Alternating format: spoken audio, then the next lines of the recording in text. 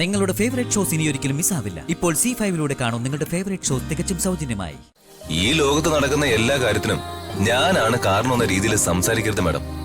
അതെ, സംസാരിച്ച energy waste ആക്കാതെ വേഗം സൈക്കിൾ ചവിട്ട്. എന്നെ വേഗം വീട്ടിൽ കൊണ്ടാക്ക്. ചവിട്ടല്ലേ? ആ, വേഗം ചവിട്ട്. ഈ വീടാ ഇപ്പൊ എന്റെ ഫേവറേറ്റ് പ്ലേസ്.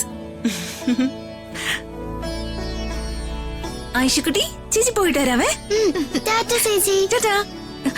പ്രിയ ചേച്ചി, ഞാൻ ഇറങ്ങുവാണേ. ശ്രീ,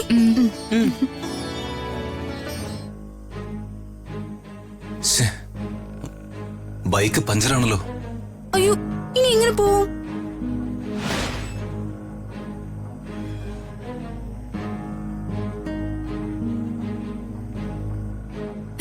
യെസ്, ഈ രമ്യ വിചാരിച്ച എന്തു സംഭവിക്കും?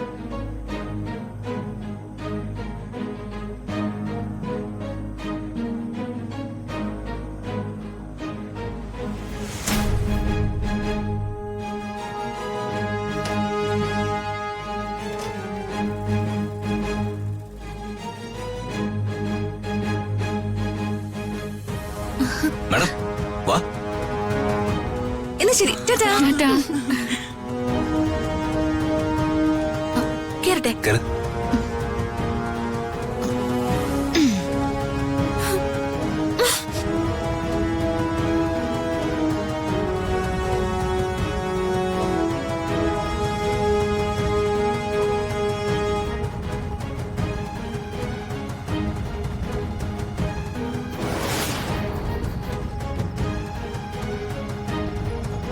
സത്യമാണോ നീ പറയുന്നേ? സത്യാണമ്മേ. ഋതിക റൂമിലെങ്ങും ഇല്ല. ഞാൻ വീട് മുഴുവൻ നന്നായി തെരഞ്ഞു നോക്കി. അവൾ ഈ വീട്ടിലില്ല, ഉറപ്പാ. എന്നാലും അവൾ ഈ രാത്രി എവിടെ പോയതായിരിക്കും? അതും തനിച്ച്. അവളെ രാജുവിന്റെ വീട്ടിൽ പോയതാ അമ്മേ, എനിക്ക് ഉറപ്പാ.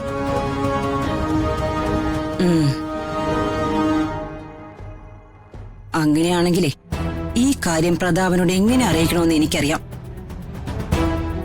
അവളുടെ രാത്രി സഞ്ചാരം ഞാൻ അവസാനിപ്പിച്ച് കൊടുക്കുന്നുണ്ട്. നീ വാ.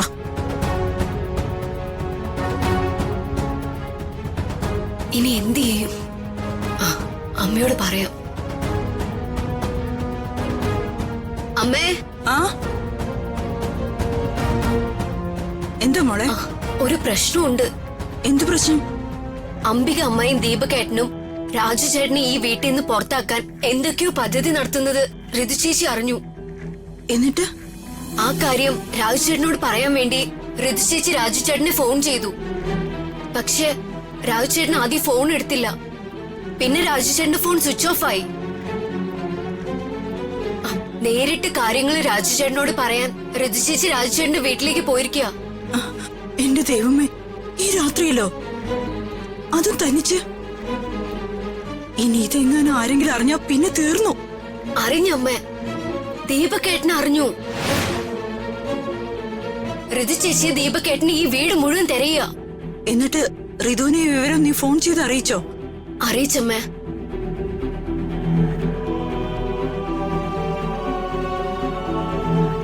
ദീപക് ഋതുമോള് വീട്ടിലില്ല എന്നുള്ള കാര്യം അംബിക ചേച്ചിയോട് പറഞ്ഞു കാണോ? അംബിക ചേച്ചി എങ്ങാനും ഇത് അറിഞ്ഞാ തീർന്നു.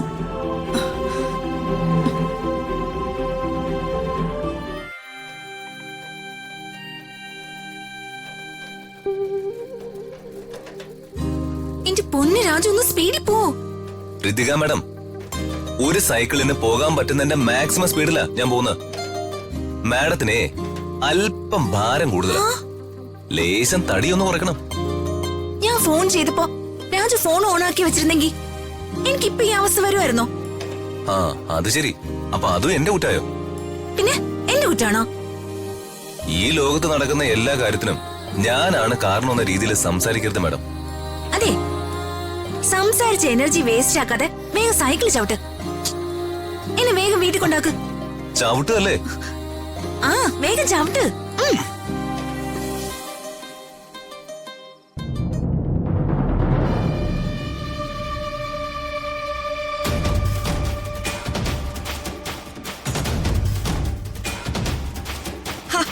നീ എന്തൊക്കെയാ ഈ പറയുന്ന ദീപക്കെ? ഋതുമോള് വീട്ടിലില്ലെന്നോ? ഹ, സത്യാണമ്മേ. ഋതിക ഈ വീടിന്റെ ഒരു റൂമിലും ഇല്ല, പുറത്തുമില്ല. അവള് കാറി കയറി പോയതുപോലെ എനിക്ക് തോന്നിയ. ഛേ, ഈ രാത്രിയില് ഋതുമോള് ഇതെവിടെ പോയതാ? ദേ, ഋതുമോളുടെ കുസൃതികള് ഈ ഇടയായിട്ട് അതിര് വിടുന്നുണ്ട്. വിവാഹപ്രായമായ കുട്ടിയാണെന്ന് ഒരു വിചാരവും ഇല്ല. എന്താ ഇവിടെ പ്രശ്നം?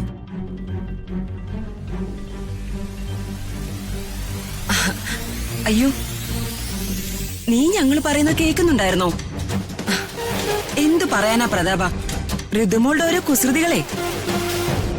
അവളെ വീട്ടിലെങ്ങും കാണുന്നില്ല എന്ന് ദീപക്ക് പറഞ്ഞു കേട്ട് അവൾ എവിടെയാണെന്ന് തിരയുകയായിരുന്നു ഞങ്ങൾ.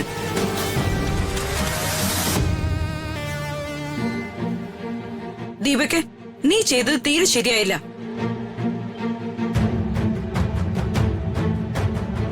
നിന്റെ തമാശ കുറച്ച് കൂടുന്നുണ്ട്. തമാശയൊന്നും അല്ല അമ്മേ. ഋതു ചേച്ചിയെ വല്യച്ഛനെ കൊണ്ട് വഴക്ക് പറയിപ്പിക്കാൻ ദീപക്കേട്ടൻ മനഃപൂർവ്വം ചെയ്തതാ. ആ, ഞാൻ എന്ത് ചെയ്തതാ നിങ്ങൾ ഈ പറയുന്നത്?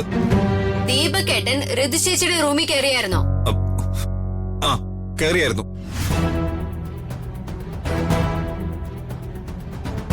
എന്തിന്? അത് ഋതു റൂമിലുണ്ടോ നോക്കാൻ. പിന്നെ എന്തിനാ നീ ഋതുവിന്റെ റൂം പുറത്തുനിന്ന് പൂട്ടിയത്?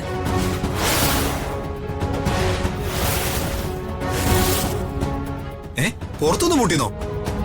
ഞാൻ പൂട്ടിയിട്ടൊന്നുമില്ല. വേണ്ട വേണ്ട, നോണയൊന്നും പറയണ്ട. ഞാൻ കണ്ടതാ അമ്മേ, ദീപക് ചേട്ടൻ ഋതു ചേച്ചിയുടെ മുറി പുറത്തുനിന്ന് പൂട്ടുന്നത്. അപ്പോ വെറുതെ നുണ പറഞ്ഞാലുണ്ടല്ലോ, നീ എന്റെ കയ്യിൽ നിന്ന് വാങ്ങിക്കും. ദീപക്, കൊച്ചു കുട്ടികളോടാണോ ദേഷ്യപ്പെടുന്നത്? സോറി അമ്മാവ.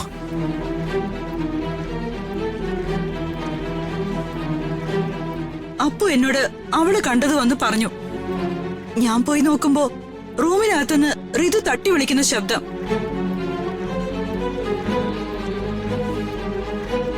വാതിൽ തുറന്നപ്പോ പേടിച്ചു നിൽക്കുക ഋതു.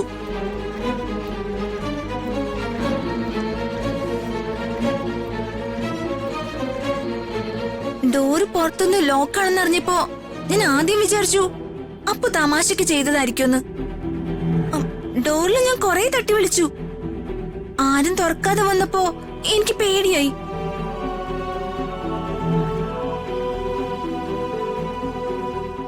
ദീപക് എന്തിനാ എന്റെ റൂം പുറത്തുനിന്ന് പൂട്ടിയത്?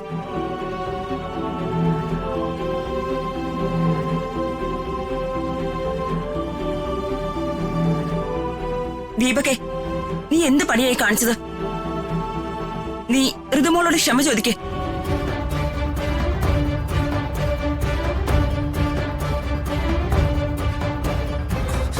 അത് അമ്മേ, ഞാൻ ക്ഷമ ചോദിക്കാനാ പറഞ്ഞേ.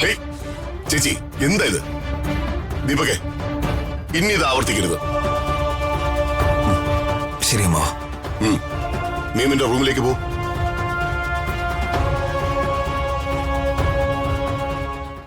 ഡൗൺലോഡ് ചെയ്യൂ C5 ആപ്പ്. കാണൂ എല്ലാ എപ്പിസോഡുകളും സൗജന്യമായി.